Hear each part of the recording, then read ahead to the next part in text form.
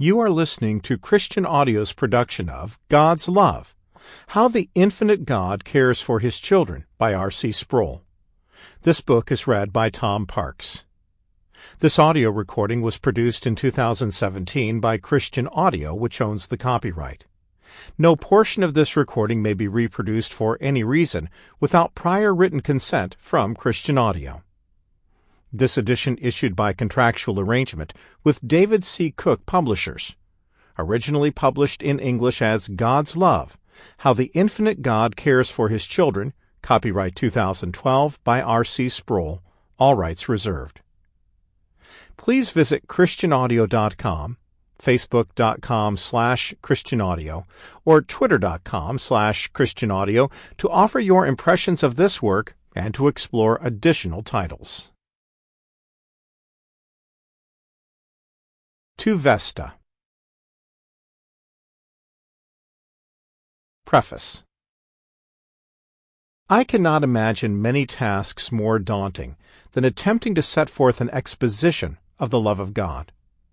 It is a matter so majestic, so transcendent, and so sweet in its implications that I lack the ability to do it justice.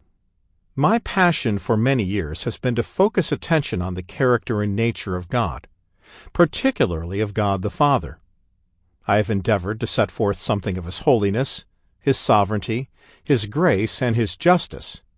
But these subjects, though weighty, are vastly less difficult than the love of God. Rather than providing an exhaustive study of the love of God, I am restricting myself in this work to vignettes of that love. I will stress how God's love relates to His other attributes, and how His inherent love serves as the standard by which human love is to operate.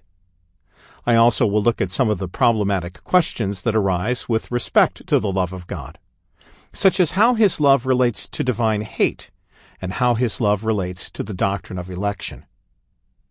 I am indebted to the work of D.A. Carson on the love of God, and also to that of the English Puritans. I am especially indebted to Jonathan Edwards for the insights into divine love that he set forth in his book, Charity and Its Fruits. I am grateful for the assistance of Kathy Miskelly and Maureen Buckman in the preparation of the manuscript. I also want to thank my wife, Vesta, for her loving criticisms of the manuscript. Special thanks are in order to my editors and publishers at David C. Cook and my agent, Robert Wolgemuth. I must also mention that this book was written during a period of grief over the loss of my close friend and comrade, Dr. James Montgomery Boyce. He had an uncanny grasp of the things of God, which appreciation has now been vastly increased since he has moved from the dark glass to the unveiled glory of God. R.C. Sproul, Orlando, Florida. Soli Deo Gloria. Chapter 1. God is Love. Love. This simple four-letter word is magical. Its very utterance conjures up a host of images that are as diverse as the tiny colored pieces of glass that are configured into dazzling patterns by a kaleidoscope. By a mere turn of the tube, the glass pieces tumble into new arrangements. But magic depends on illusion for its potency. It has no real power. Likewise, the empty word love can never evoke its reality. Indeed, the word staggers before its task of even describing the reality. What is love? Is it the mystical essence exploited by the likes of Elmer Gantry, when he called it the inspiration of philosophers and the bright and morning star? Is it a warm feeling in the pit of the stomach associated with the sight of a cute puppy?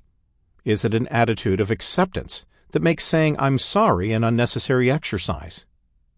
Is it a chemical response to the presence of an alluring member of the opposite sex?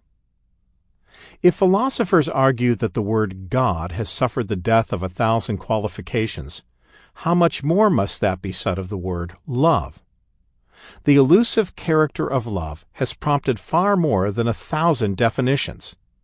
It has been used to describe so many things that its ability to describe a single thing has been sapped.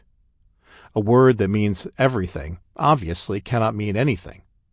So, because the term love has been Sample complete. Ready to continue?